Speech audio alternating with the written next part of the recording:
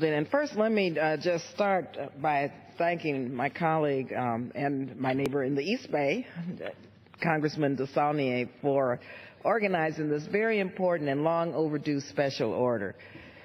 Since being elected to the House, Congressman DeSaulnier, you have really been doing a phenomenal job working on behalf of your constituents on a whole range of issues as a member of the Oversight and Government Reform Committee. And so I know constituents are thanking you, but I just want to thank you for coming and hitting the ground running on so many issues, including our efforts to eliminate poverty. Also tonight is so important, this special order calling for the exoneration of these brave and courageous men. This is an issue, I must say, that I have worked on for many, many years, first as a staffer to my mentor and predecessor, Congressman Ron Dellums, and then alongside your predecessor, Congressman George Miller, who was a true leader on so many issues. Some, and you may have mentioned this earlier, may know that in 1999 we pulled together a national petition and persuaded President Clinton to pardon one of the few surviving convicted sailors affected by this tragedy.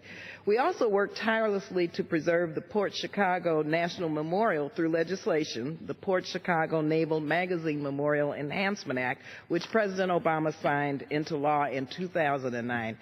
So I'm very pleased to see that we're here tonight once again calling for justice for the African American sailors at Port Chicago.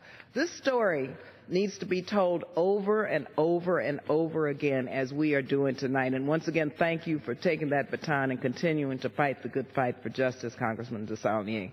As we stand here just days before the 71st anniversary of a national tragedy that is far too often forgotten, we remember the 320 American soldiers, African American soldiers were, I think, 200 of the 320, who lost their lives in the deadliest home front disaster of World War II. But we also remember how deeply this tragedy was marked by, yes, institutional racism and the solemn duty we have to undo the legacy of that racism today, which Congresswoman Bonnie Watson Coleman talked about very eloquently. The Port Chicago Naval Magazine, as some may know, is located near Concord, California, right next to my congressional district. On the evening of July 17, 1944, a violent explosion ripped through the magazine, shattering piers, destroying vital ships, and blowing out windows as far away as San Francisco.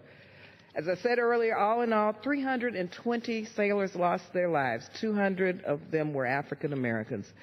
The cause of this tragedy was inadequate training and insufficient safety precautions around handling active munitions. All of the enlisted men who were unloading the active munitions onto a cargo vessel at the time of the explosion were African American. Our nation's then segregated military barred African American enlisted servicemen from active naval duty and therefore from receiving the proper training to handle artillery. Nevertheless, white officers at Port Chicago ordered African American sailors to improperly load active munitions into ships, resulting in the tragic explosion. These men died serving their country on the home front and died because their lives and personal safety were not valued by their commanding officers. But the story does not end there. 3 weeks after the tragedy, the more than 300 African American sailors who survived the tragedy were once again ordered to continue loading ships in the same perilous fashion. Nearly all of them stood their ground and refused to return to work without proper safety conditions and ammunition training in place. All of those who refused to go back to work in unsafe conditions were arrested.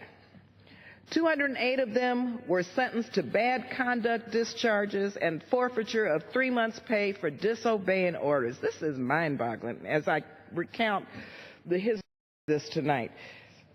It's so sad. But 50 of these men who stood up for their rights and spoke truth to power about the value of their lives were charged with mutiny. Mutiny, mind you.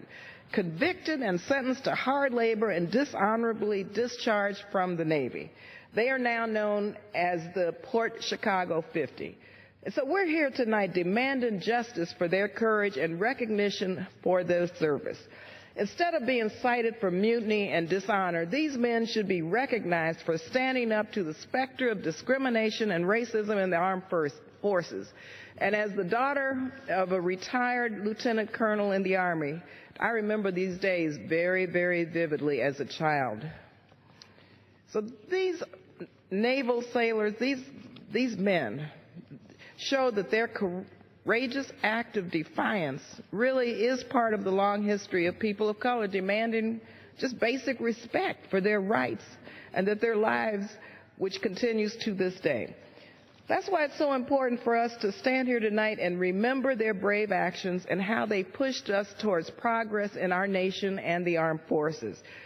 But to date, only one of the Port Chicago 50 has been pardoned, only one. For the remaining 49, their families have been patiently waiting for their names to be cleared of this unjust conviction. So I urge my colleagues to join us in calling for the exoneration of these 49 sailors. These brave sailors should be remembered for their courage. They were heroes. They are heroes. They stood up in the face of discrimination and the devaluing of black lives. So we must continue to tell this story, which is far too often left out of our narratives on civil rights, military history, and yes, California history and the history of our nation. As Dr. King said, and Congressman DeSaulnier, I'm reminded of this tonight because you are certainly showing us that Dr. King's quote, "The arc of history is long, but it bends towards justice." This is one night that you're helping to bend that arc towards justice. And so thank you again, Congressman DeSaulnier, for your leadership in ensuring that not only we remember those who were lost in this tragedy, but that we move forward and exonerate each and every one of them.